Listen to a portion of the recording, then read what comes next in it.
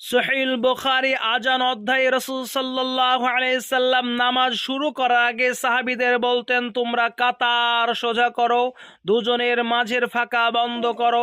দুঃখের বিষয়, কতগুলো মসজিদ রয়েছে এই হাদিসের প্রতি আমল করা হয় না। হাদিসের অনুসরণ ব্যতীত মুমিনের সকল নেক আমল বিফলে যাবে। যেমন আল্লাহ তাআলা বলেন, ইয়া আইয়ুহাল্লাযীনা আমানু আতিউল্লাহা ওয়া আতিউর রাসূলা ওয়া লা তুবতিলু আমালাকুম।